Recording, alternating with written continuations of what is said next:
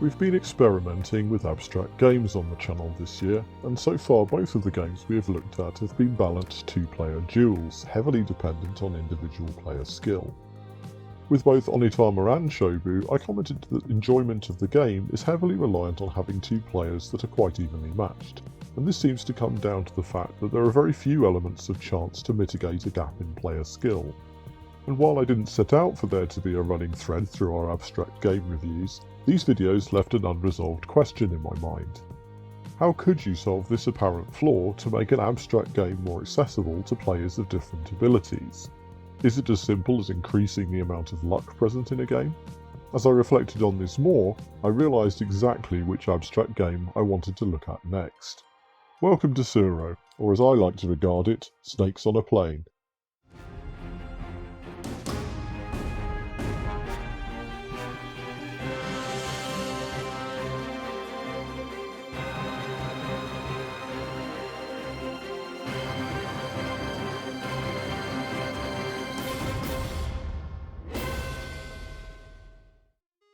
Since time began, or since 2005 anyway, Tsuro has weaved among this new wave of abstract board games that borrow from the simple gameplay of more traditional games like Go or chess. Like many of its contemporaries, it also dons the tried and tested aesthetic of an ancient Asian setting that never was, to better evoke the timelessness of such older games. But as we will see, Tsuro probably does a better job of justifying this aesthetic, and achieves a much more relaxed and casual feel compared to many of the other brainbursters of this genre that we have examined in the past. Tsuro's rules are incredibly straightforward and quick to learn. Players take turns to lay tiles on the board that create a path for their player tokens to move.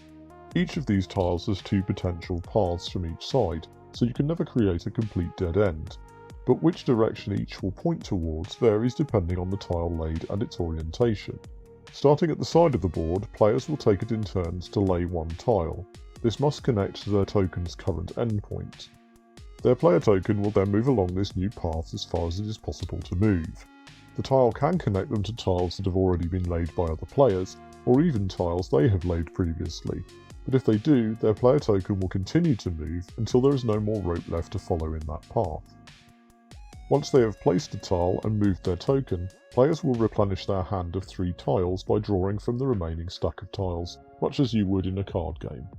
The first player unable to take a replacement tile will instead acquire the dragon tile, which acts as a marker to show they will be the first player to draw again if a player is subsequently eliminated and the tiles left in their hand return to the supply. Those viewers old enough to remember the ancient but addictive mobile phone game Snake may have some instinct as to the aim of this game. If your player token ever touches the edge of the board again, it exits the board and you lose. Likewise, if your token ever collides with another player's token, both are removed and you both lose.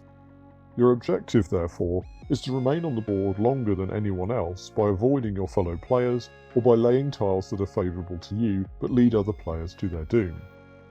It's important to emphasise that when you place a tile, it must connect to your token's existing path, which means you cannot interfere with your opponent's path unless doing so also moves your token. I'm sure there are players out there that charge headlong towards their opponent straight away. It is even possible to select starting positions next to other players so that their first tile immediately moves both of you, although I'm not sure I'd recommend it as a strategy. But in the games that I've played, this rule often results in a somewhat cagey opening to the game, where players seek to keep clear of each other's tokens until this can no longer be avoided due to the limited space on the board. Unlike the abstract games we have reviewed on the channel to date, Tsuro can capably support up to 8 players, and is arguably at its most enjoyable with large numbers of players, though there is an argument to say the game is more balanced with an even number of players. Rounds of Tsuro are reasonably quick, maybe 20 minutes or so. Making it a good game to introduce to new players, you can play a few rounds in a single gaming session and really get a feel for how it plays. The Gamebox recommends the game for players of 8 years and older, and whilst we try to stay away from age recommendations on the channel, you know your child best after all, this feels about right. Tsuro is not a complicated game, really the only requirement is that younger players are old enough to trace their path and consider the alternatives offered by rotating the tiles in their hand. This makes Tsuro an ideal family game, engaging enough for older players, and not so complicated that younger gamers can't give it a try. As for gameplay, for the most part Tsuro is a relaxed affair. You can always follow the path you are about to place to ensure it doesn't remove you from play accidentally. In fact, the rules actively prohibit such placements until such a point that there are no other options available, meaning there are no real gotcha moments from tile placement. It's only when space on the board starts to become limited, or the player's tile placements start to interact, that the tension of the game escalates. Tsuro really tries to lean into this pseudo-zen path towards enlightenment vibe. When you open the box for the first time, the first component that confronts you is not the rules, but this thin tissue paper sheet advising you to quiet your mind and build your path through discovery and chance. Although I must admit that after all the Escape the Dark Castle content on the channel recently, the announcement, "Your journey begins here," carries a slightly more sinister edge than I suspect the publisher intended. If I'm honest, Tsuro's actual game components snap me out of this aesthetic a little, especially the counters, which are a little fiddly and lack the weighty tactile pleasure of Shobu's stones. The board and tiles are nice and robust, but they still look and feel like any other boards and cards in any other game. Tsuro is also surprisingly bulky and awkward for travel, for a game that, aside from the board, consists of only some counters and a small deck of tiles. None of this is really to the overall detriment of gameplay, but it's an odd half-heartedness considering some of the other design choices that have been made. In contrast to the abstract games we have reviewed on the channel to date, enjoyment of Tsuro is less reliant on the careful partnering of opponents of similar skill. This is largely the result of the role luck plays in the game. Whereas games such as Onitama furnish you with complete visibility of your opponent's possible moves, in Tsuro you have no idea what tiles your opponent is holding, and this compromises your ability to plan ahead. Even if you could see your opponent's hand, with only 3 tiles in your hand at any one time, you sometimes simply won't have the tile you need when you need it. At the risk of turning this review into a debate between free will and determinism, the path that brought you to the moment where your opponent could eliminate you, or you, through a lack of alternatives in your hand, eliminate yourself, will often have been set in motion by the placement of tiles turns in advance. This could be said, to some extent, of any game, and I don't mean to suggest that there are no tactics or skill involved in the game at all. There are certainly choices. Will you stay away from the edge of the board in the hope that this leaves you less vulnerable to being taken out of the game? Or will you cling to the edge of the board so that it takes longer for you to run out of board space, but you will always be 1 tile away from oblivion? Careful tile counting can also assist your tactics, but in my opinion most of these tactics can only reasonably take place when you recognise you are a few turns from meeting another player's path. You can try to make best use of your tiles, but you still only ever have at most 3 tiles available. If you reach the end of the game with 2 tiles to choose from and no good options, it doesn't matter how smart you are, fate has already played out. At larger player numbers, you'd probably have to be an expert in string theory to have any influence over how the game ends up. It's a delightful sort of chaos, with your stone helpless, while up to 7 other players build the path that may result in your doom. It is at this point that the game's flavour text starts to feel like more than lip service. You can't control the universe in which your game piece operates, not entirely.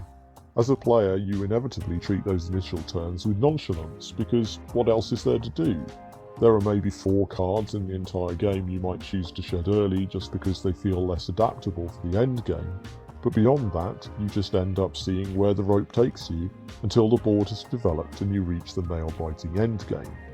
And you know what? That's inclusive.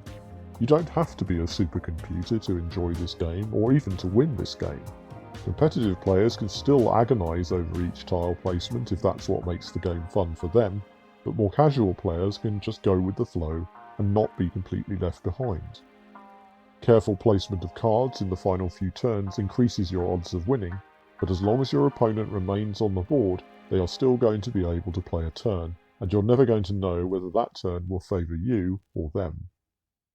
It's also probably the reason I don't enjoy Tsuro quite as much as the other abstract games we have reviewed on the channel to date. It's not a game I'm unhappy to see come off the shelf, but I never quite feel like I'm sinking my teeth into a game of Tsuro in the same way as a really good game of Onitama. I feel detached from the actions I'm taking in the early game, and the last few panicked moments are just not enough to make me want to pick this one up every day. The Dragon and the Phoenix may well be maintaining the careful balance between choice and destiny, but if you're asking me, I think whichever one of them is managing choice may well have some explaining to do at their next performance review. But it would be remiss of me not to add that even within my gaming group, this opinion is not universal. Some people seem to really love this game, seem to really appreciate its enforced tranquility and knowing that you can just play tiles and not worry too much about how those decisions play out. My children regularly pick this game to play, and when I introduced it to a certain member of our team, it genuinely seemed to fill a gap in their gaming experience that they hadn't before realised they had. I think the existence of a Kickstarter, successfully funded last year, to create a frankly incredibly expensive luxury version of the game, speaks to how highly this game is regarded by certain players. Tsuro's appeal to you will ultimately come down to what sort of experience you are looking for. If you want to pitch your wits against another player in a closely fought duel, I don't think Tsuro is the best fit.